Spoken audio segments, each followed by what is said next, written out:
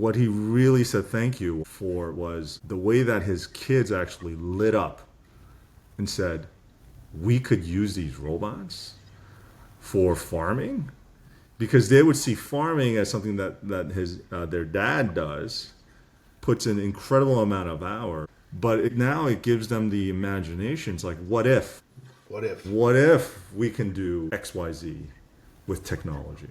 And that was actually really incredibly moving, because he's not really thinking about the robots per se. He's thinking about the next generation. He's thinking about his kids and what would get them excited. Hi, I'm Lorne Rubis, and I'm the host of Culture Talks, where we engage next-gen leaders and how they're taking on the world's toughest problems, and also building great workplaces while they're trying to do it. And also a little bit around why the heck they're doing it. And today I'm so delighted to introduce you to Kenny Lee, who's the co-founder and CEO of Aigen. It's an AI-driven robotic agriculture services company that's getting rid of the world of chemical and foods. But more important, Kenny, we're going to get you to talk about it. Everybody can go on the website and find out more, but we're going to get in behind the curtains a little bit with you. And I've had a chance to meet you in the past and just loved your story. And I know our audience is going to just love meeting you and hearing about you and the way you think about things. But before I do, congratulations on the Emerging Prairie Startup of the Year. Holy cow, you shiny lights. You gave a speech, you got an award, the whole thing. So congratulations. What an honor. Well done. Yeah, no, thank you. Actually, that meant a lot to us, because we've been given other recognitions before, like we were in I think the most innovative company in Fast Company magazine. Other things that on the surface it matters, but really deep within it doesn't. And what I mean by that is, who are we serving and who's our customers? Right. And that Emerging Prairie's recognition was directly out of Fargo, North Dakota, and that's where our first operations occurred, and that's our people. And so for our people to recognize us for that was an incredible honor for us. Yeah.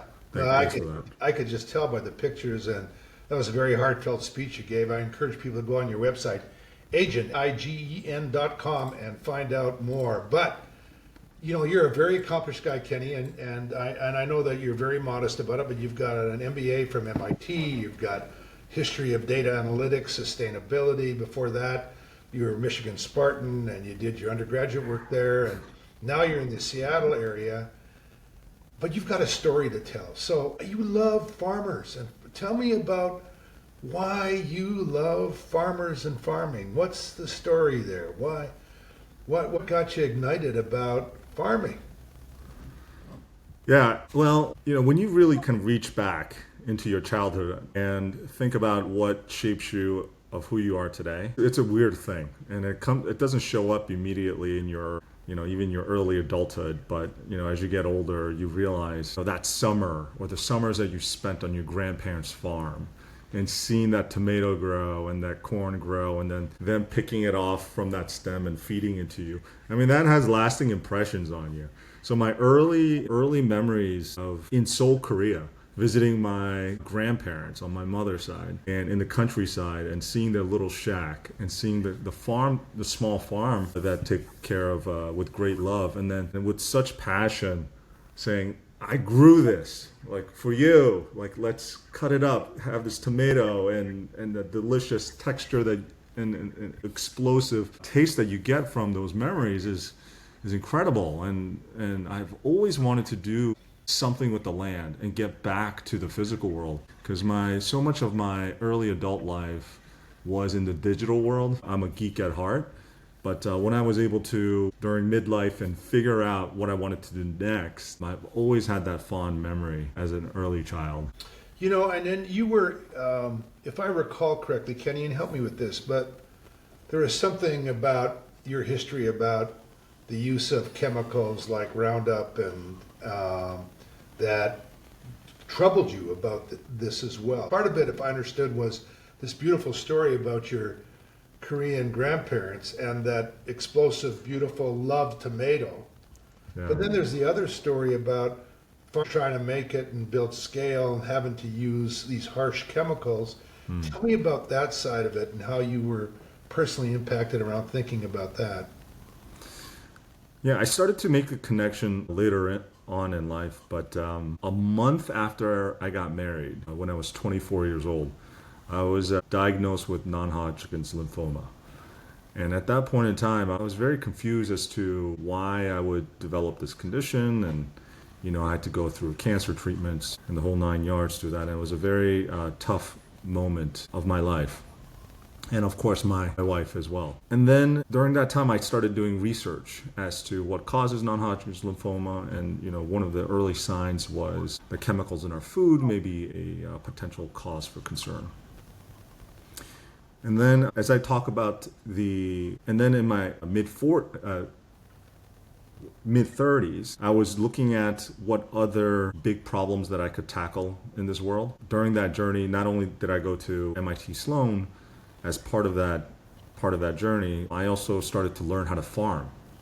So I went to a nonprofit in the outskirts of Seattle that teaches you how to farm. And they're primarily, it's called Viva Farms, by the way, if you want to Google that. Yeah, I did. I looked it up.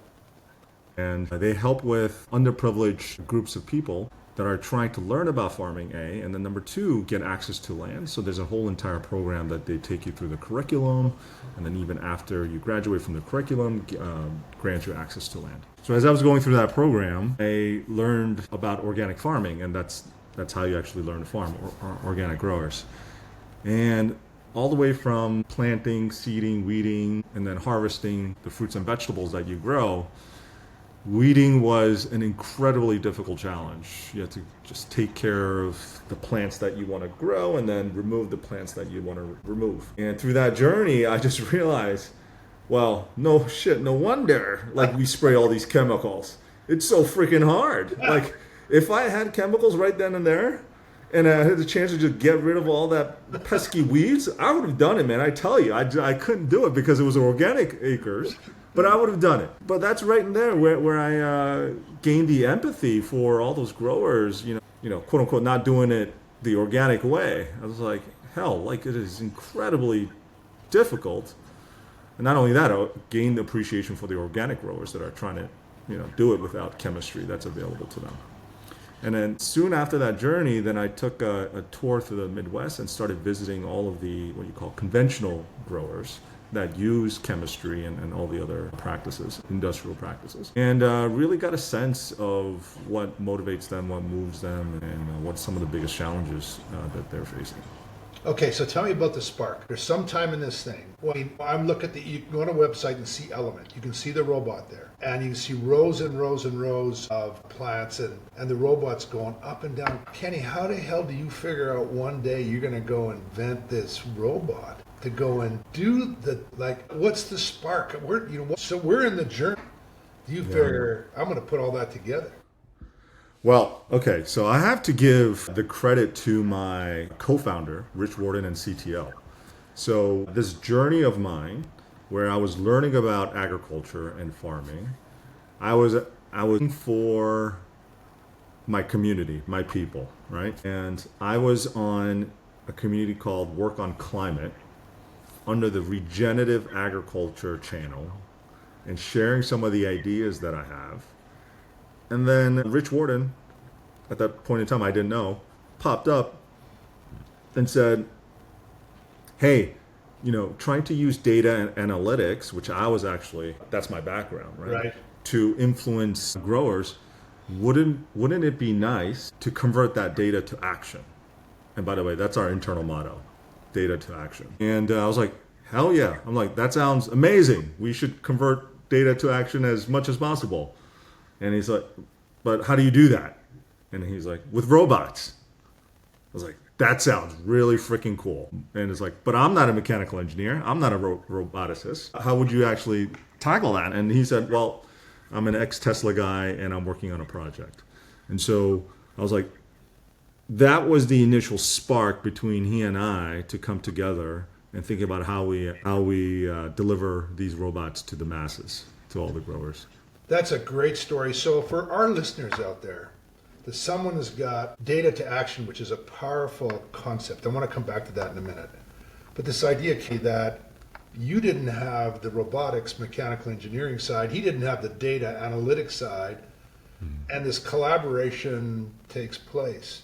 So how do you, from sitting on that quote, and I'll call it, I don't mean it but you're there sitting there, and it turns into a business model. Tell me about, how do you step over the line? What's the inspiration for Kenny Lee and the CTO to step over and create a business model and then get the capital and then go get stuff done?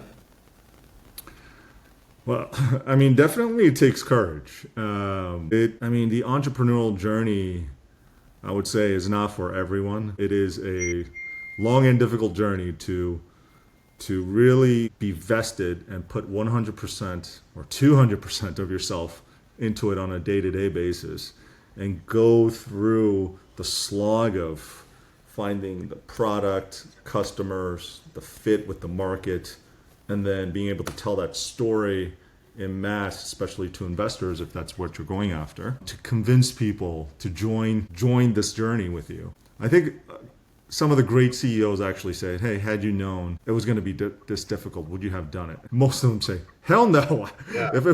Had I known that it was going to be this hard, Yeah. I don't think I would have done it. And so the new entrepreneurs that's out there, and even me when I look back at myself and my co-founder, I think the blessing that you have as an entrant into a new market to face the incumbents is the ignorance, not knowing how difficult it's going to be. Yeah. Yeah. Because if you knew, you might just not go there, right? But you Yeah. Yeah. And then asking the question, how hard can it be? And just ask that initial journey of how hard can it be? And then having the grit to be able to push through that. And when it is much more difficult than you thought it was going to be, I think that's the marking of great entrepreneurs. So let's talk about, just so our audience may not have had a chance to go to the website yet, tell me exactly what it is. So I'm a farmer and I want to use H. What do I get? Yeah, I mean, let me actually zoom out for a little bit. Yeah. And talk about Aigen's mission. Yeah. So our mission is to regenerate Earth using robotics and AI, Yeah. starting with breaking chemical dependency in agriculture. Okay. And I want to highlight that because what we really believe in is that there's a lot of attention with robotics and AI, and even when you think about the technology that's being built for space, to look at how do we fly into space, or how do we improve the human condition for manufacturing, or ChatGPT, if you will, right? And all of these are consuming a lot of resources on this planet. But what we believe is that there's a huge potential for robotics and AI to help terraform Earth, make the climate and this planet a better place to live, because we really don't have a planet B. Right? We only have this one planet in this universe that is habitable. So we fundamentally believe that we should be applying all of our resources to figure out how we could live on this planet as long as possible and not jump ship to another planet that's not even livable yet, right? And by the way, we own the domain name fuckmars.com. So if you go to fuckmars.com, you go to our website. I love it. And I love because you and I had a bit of a conversation around what your deep purpose was, right? We talked about that, and this thing about regenerating Earth and going back into Earth, into the soil, and that's your deep purpose. And I love that you're zooming back out to that real deep purpose. And I think when you won your award, you talked about, is it the right pronunciation, hummus or humus, or it was, and you weren't talking about chickpeas. No. Humus. So humus is that dark, rich, fertile soil that you see where the worms are crawling around and it's microbial activity. And it's just 1 teaspoon of that humus has more microbes in there than the entire animal species on Earth, right?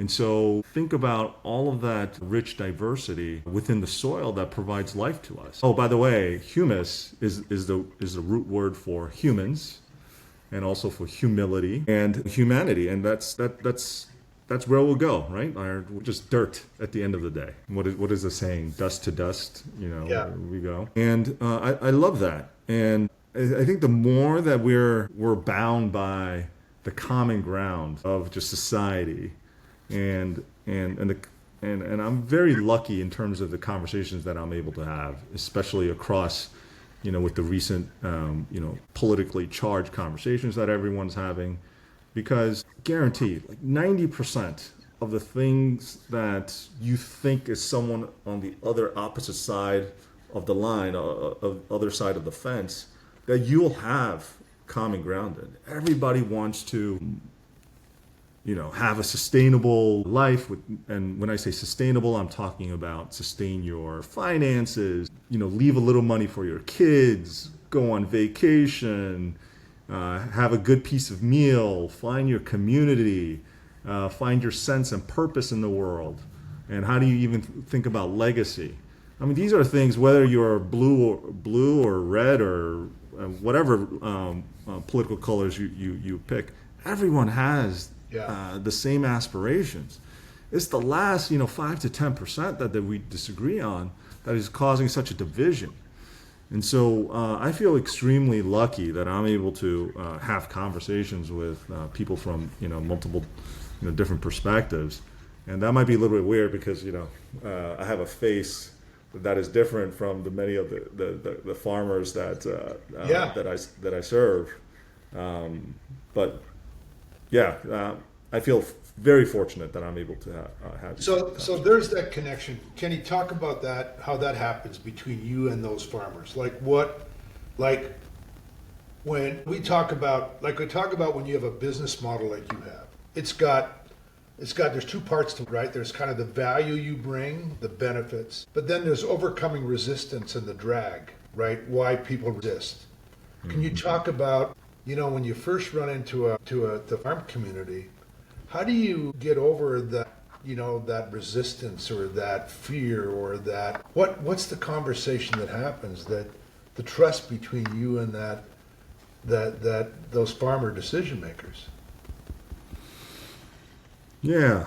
First and foremost, you have to be able to use their language, and not only that, deeply understand the challenges that they're facing. I think one of the the problems that any startup goes into as you're entering into a market is that you don't want to presume that you have a solution for anything. You want to deeply understand the problem first and be able to articulate that problem back to the customers, in this case, growers and farmers, and create that bond of like, oh yeah, this sucks. This problem that we're talking about, it is horrible. Shit, like, how do you do it? Okay, I got some ideas. Like, I saw other guys tried it this way. Like, did you try it that way? It's like, oh, it didn't work. I totally get it, right? And so when you are able to speak that same language and be able to empathize, and then that other person to really feel the empathy that from you, I think that just creates that initial bond. And from there is just, from that foundation, then you start talking about potential solutions and how what we're working on can be a potential solution for you. And a lot of times, what I talk about is, no, this may not work for you. Like, I don't know if this will actually work for you, given your situation, given your operations. But what happens is, like, once they feel that connection, and once they feel that you deeply understand the daily struggles that they're going through, they're gonna try their best to try to make it work. They're like, when I say this may not work, they're like, no, I think it could work. I think if you could do like this and this and this, like, no, we could make this work. It's like, well, okay. And then I even challenge that. I was like, I'm not sure. Like, what? But like you're saying that it could do this, but like it may not exactly play out this way. They're like, oh yeah, you're right. No, but I got this other idea. It's because so you're co-creating the solution with that. And when you make them feel like they're part of that solutioning process, that's when you know that you have that deep connection with your target audience. Yeah, that's such a great example. And being kind of part of my background farming and having a little farm right now myself, and farmers are problem solvers. I mean, that's kind and they're all of a sudden they're co-creating and helping you find a way to make those crazy robots element run up and down their fields doing their cultivating and all that stuff. I mean, that sounds for a lot of those guys like out of a Star Wars movie, not out of reality. And here it's happening right now in front of them, and you're making that. That's incredible. I want to transition to the company you're trying to build. And I look at your engineers and everybody on your website, and they're all wearing kind of plaid, and they're kind of looking like they're kind of Seattle farm hip and that kind of stuff. But then I'm going, oh, well, what are the values? Like and I mean this in the best way, if I cut Kenny Lee open and did an autopsy, what are the values that tumble out of Kenny? What are the things that you stand for, that you deeply believe in? Data to action is one of them. Tell me about some other ones.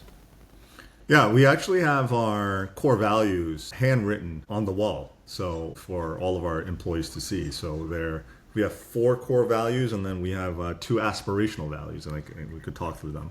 I'd love to hear.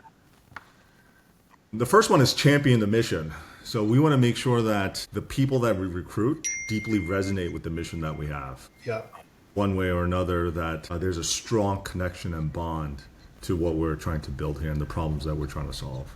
And the second one is extreme ownership. We're not looking for people who kind of like bullshit their way through life.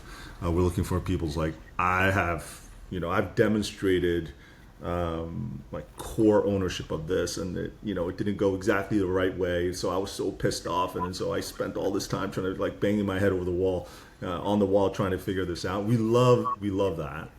The third one is no egos. People who are able to raise their hand and say, I don't know. Able to say, I need help right now. Yeah. I don't know what you mean. Can you explain it to me like I'm 5, because it's going over my head. Love that. By the way, that's my favorite ChatGPT prompt. Explain it to me like I'm 5. Yeah. Yeah. That's a great prompt, by the way. Yeah. And the last core value is collaboration instead of competition. Like making sure that we're not competing inside the company. A lot of our super smart engineers come from the tech companies, SpaceX, Amazon Robotics, Tesla. And quite often you hear tales of people competing for attention, Right. resources. And those are things that could really break a company, right? And so we want to make sure that we function as a team. So Okay. those are the core values. So this is the gift I want to give to our audience around, and I'm talking to all of our emerging leaders, the next gen leaders like you, about this. And there's no perfect way, but I'm curious around how you do it. How do you find out whether those values, I want to come to the 2 aspirational ones too, but how do you find out those values exist? What are ways that you help discover those, and someone that comes to work and be part of Aigen? What are some ways you find out? Yeah. So we have an onboarding process. So when on your day 1, you go through step by step of getting your HR packet or what your benefits. But before we even do any of that, actually, the first 30 minutes of the conversation is about what is the mission and vision of Aigen. That's what we talk about. And then right after that, we talk about our core values, and we start asking questions about how they've demonstrated those core values in the past, what they've seen, or even how the anti-examples, how you've seen those core values not being displayed, and how you felt at that point in time, and what would you do about it if you encounter those type of situations in the future, knowing that these are our core values. So up until very recently, I used to conduct those meetings myself, or that onboarding process of the mission and vision and the core values. So tell me about when you see it, Kenny, when you see it happening in your company, when you see it. Do you recognize it? Do you talk about it? Do you lift it up? Do you give those examples, the positive ones and not so positive ones? How does that happen in your company? How do you do that? Yeah, that is such a good question, because I feel like I'm not doing that enough. Okay, I myself, I want to be able to recognize that, reinforce those values on a daily basis. I don't think my team actually knows this, but I have a recurring task in my to-do app to actually do exactly that on a daily basis. So I have to check it off every day. It's like, did you recognize one of the core values to a team member? But what I actually see is, and I'm so grateful for this, that the other team members are doing it all the time, Yeah. right? That's great. And saying, hey, if someone's trying to pass the buck, it's like, I'm not sure about this. Like, hey, extreme ownership, right? It's like, hey, let's go after that. And I'm so incredibly grateful for that. But at the same time, I want to make sure that as a leader, we're able to articulate that on a regular basis. Actually, my co-founder, Rich, he's extremely good at doing that, especially when things are going sideways and we're in a moment of conflict. Always like referring back to the core values that we have set in front of us. And then even when things are going really right, he's like, yeah, that was amazing. You showed great extreme ownership, and thanks for doing that. And that's an incredible gift that my co-founder has. Hey Kenny, when you, and I don't know, what happens if you run into a story that one of those values isn't popping the way you want? Someone's laying blame, or you're seeing people scrap on with negative friction, and the value's not there. How do you deal with that? Like, what's your philosophy around from a leadership group addressing that?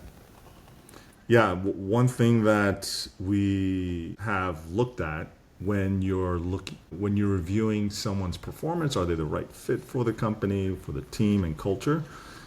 We've always referred back to the core values and said, no, this person doesn't feel quite the right fit. And then why?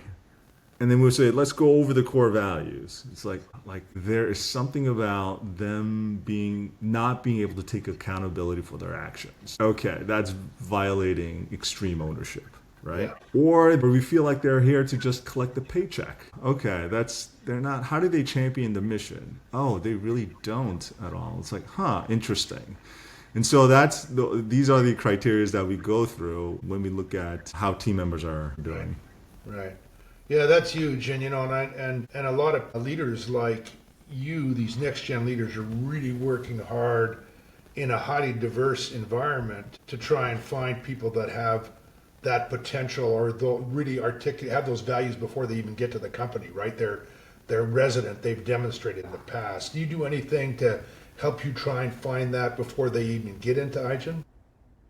Yeah, I mean that's part of our interview process. That's part of it. You dig into all those around all value based. So you're going to find engineers all over the place that are great engineers or whatever you need. But and what about if I'm an accountant, or if I'm working on a help desk, or I'm an admin? What's the philosophy about those folks? Yeah, no, we have fractional CFO and fractional general counsel, and they support our team as needed. But we also interviewed them with the same exact values that we're talking about. I mean, like, let me talk about our great Ben Golden. He's our fractional GC, and he worked at some of the big law firms. But he's left and opened up his own practice to specifically help climate startups. And that resonates with us. And he's our people, right? Same thing with our fractional CFO. He used to work for one of the big accounting companies, and now, or finance companies as well. And he's now has his own practice to help new startups like us succeed. And I don't think it could stop at just, your core team. It's all of the extended team, teammates that you recruit.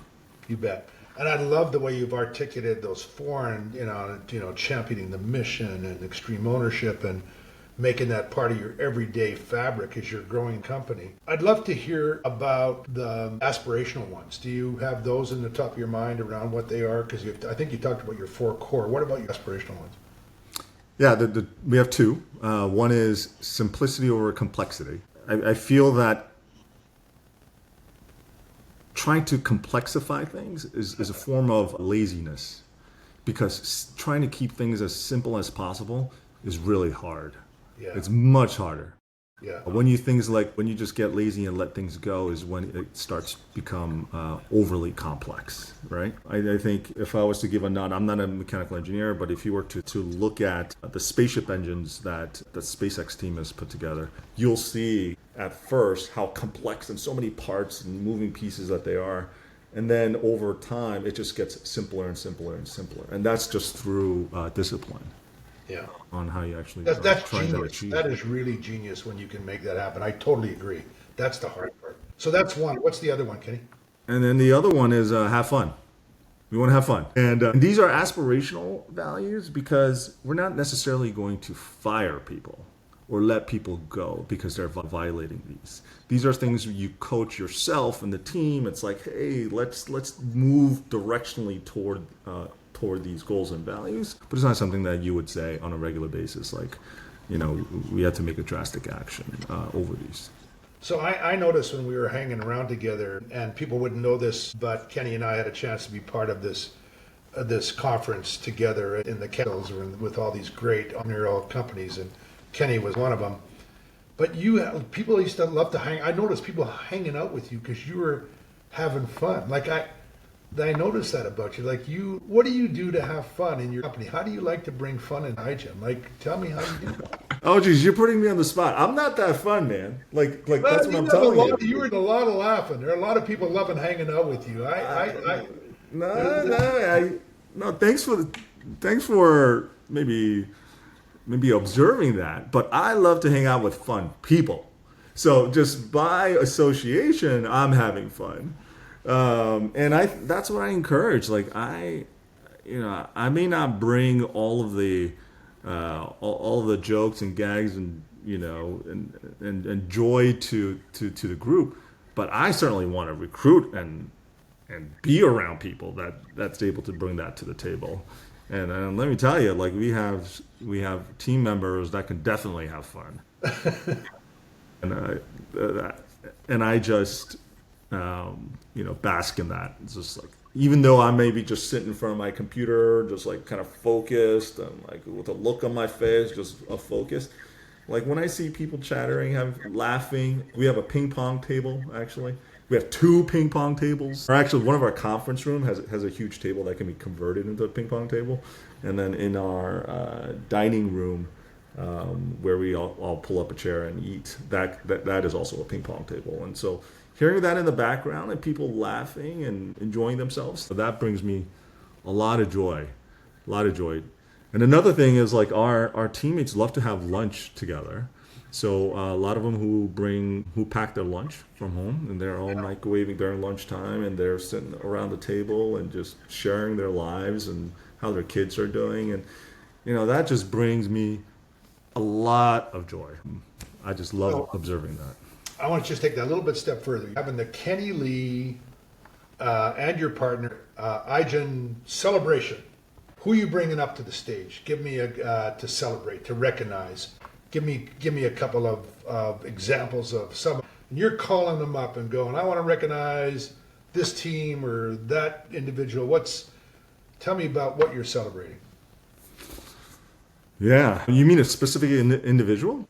Well, not necessarily a name, No. but I'm looking. What's in your head? What are you looking to have celebrate, to recognize, to bring recognition to? And part of the teaching here for other next gen leaders is the power of celebration, of having fun, the importance of play, as part of the culture. And when I hear you thinking about it, it inspires, and you talk about it, inspires other leaders to make it okay, to make it a part of who you are, your fabric of who you are. Yeah. Just reflecting back on what we have accomplished this year, this past growing season, where we built 50 robots of our first generation robots, only a year after we went into that market for the first time. So it was only 2 years ago that we said we're going to go into the Midwest and deploy robots. And then within a year, we built 50 of the robots and then deployed it in real fields that is 100% autonomous. I mean, that is a feat when you really look at it from an overall accomplishment. It's a huge accomplishment. And I think what often happens, and even within our team, is that you just overlook that and you just move on. Yeah, you know what would make me feel great if I was part of Aigen, if the Kenny Lee called me up and said, "You're going to get a mini element robot that represents what we did this year, 50 of the damn things we built." And I've seen the videos of those things going through. They're incredible.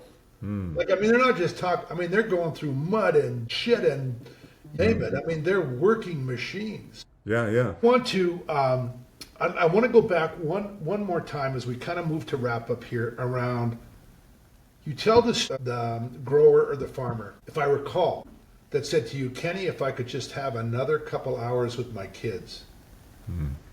Like, tell me about, like, you're giving, like, I don't have to stick my head in Roundup. I've got a little bit more time. Do you have any other stories that just kind of, where somebody, a grower or somebody has come up to you and said, "Thank you, Kenny. Thank you for what we've started," and I know it's early days, but do you have any of those farmer stories that are just stories that you want to put up there on the Aigen wall that capture the spirit of your customers? Yeah. One of the growers that we're working with, I won't name them, is a grower that is very concerned about the future of his farm. The kids are not that interested in continuing I think he was a 5th generation farmer. Yeah. Can they pass this on to a 6th generation farmer within the family is of big concern. What he really said thank you for was the way that his kids actually lit up and said, "We could use these robots for farming," because they would see farming as something that their dad does, puts an incredible amount of hours, but now it gives them the imagination. It's like, what if we can do XYZ with technology? And that was actually really incredibly moving, because he's not really thinking about the robots per se. He's thinking about the next generation. He's thinking about his kids and what would get them excited. And what we bring to the table is just a small part of that equation. But the fact that he saw his kid's face light up was something that was incredibly moving for him. And you are about sustainability, regeneration. That's who you are. That's your champion the mission. I mean, that's so powerful. Look, these journeys for these, like, CEOs, like you talk about grit, but Kenny, there's a day when you were going to get ready, you just thought that you may have driving home or whatever, and it's raining like hell in Seattle, it's a shitty day, and you're going, "I'm throwing the effing towel in." Is there a day like, or days like that, and how did you overcome those days? Like, what beyond that day? What's your gift to your audience about how the hell you get beyond that day? I've had many of those days, but it wasn't with Aigen. It was my previous work. What I wanted to do here, before I got involved with the agriculture community, with Aigen, with my co-founder, was, am I passionate about this problem, about this community, the people that I'm going to work with, that I can dedicate the next 10 years of my life? That's the way that I looked at it. Sure, I mean, do I have bad days? Yeah, of course. Do I ever want to throw in the towel? Never. Because I first figured out for myself, my personal journey, the community and the problem that I wanted to solve. And that is, like, really, I have a very straight focus on that. I mean, there isn't anything else that I would wrap. You're going to have, as we go to wrap up, everybody has a last day. Hopefully it's a long time from now. But there's a last day at Aigen. Kenny's leaving. You've just bought that island, or you whatever. You're leaving, but you're going. You're going to the next thing, whatever that is. Maybe it's retirement. What do you want people saying about you when you leave? What do you want them? They're standing up and they're giving you your tributes. What do you hope, and what do you want to say to them, the people at Aigen that are left to carry on the legacy? That's a really deep question, because I haven't ever thought about it, what my last day at Aigen would be. But if I was forced into retirement, let's imagine this company grew so big, and I was able to, take it from 0 to N Yeah. and knew at that point in time that it was my time to go. Yeah. And the only reason why I would think that is because I found somebody who can do the job better than I can. One of the things that I was taught early on is look for people and work with people that are smarter than you, that you could actually work for. And so, I mean, to be honest, I'm always thinking about a potential succession plan, right? Yeah. If this person, this new kid on the block, or even a person with gray hair, well, you can't get any less hair than me. But if they came in and able to do the job better than I can, well, hell, as long as I know and 100% confident in where the company is going to go, I have really zero qualms about us stepping aside, right? Okay. So you found that, whatever that situation is, and now you want to say a couple of things. You want to say a couple of things to your company, but you also want to hear a couple of things back about you. What would you like to hear about you, and what would you like to say about them? Well, the first thing I want to say is I gave it my best shot.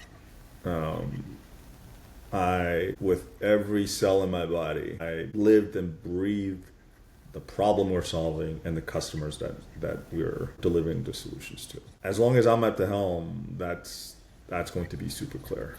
And so I gave it my best. What I would like to kind of impart on them is the same. Don't ever lose sight of the North Star of what we're trying to figure out. Yes, is it going to be a linear path, a straight path from A to B? No, it's messy. It's going to look like spaghetti noodles as you're trying to figure out what the hell is happening on a day-to-day basis. But as long as you keep a core operating system and know where you're headed, with those big markers set in place, I'm confident that here at Aigen that we'll be able to succeed. I want to just tell you that I want to thank you from committing to this thing about regenerating the earth, about doing everything you can to, fuck Mars. First, And I mean that from the bottom of my heart. I want to thank you for that, because that's it. Here we are. That's what we've got. And so thank you for that. And I'm hoping that this massive legacy leave behind, because I know I know you're a very aspirational guy, and there's a lot more that you can do with that mission critical, and you're just beginning. So thank you for that. And I just hope that, I just want to ask you around, is there any kind of, other than inviting people to go to the website and find out more, is there anything, Kenny, that you'd love from the people that are going to listen to this, that about supporting you or your community, and any help? I mean, just being cheerleaders around what you're doing, anything that you'd love them to do or think about? I'll leave you with a couple of things. I just really believe that we just need to have better way of having dialogue from both sides right now, especially at this moment. Yeah. Here in the United States. What I quite often hear of people who don't understand the red states, if you will, or people who voted one way versus the other, there is almost like a dismissive air of attitude. And I just want to leave with everybody that at the end of the day, we're all humans. And not only that, all here in the United States, we're all Americans that wants to see this country do better. I mean, if you were to just kind of boil it down, we want this country to be better for the future generations. Yeah. We may have different opinions of what that could look like, but that is a core aspiration for everybody.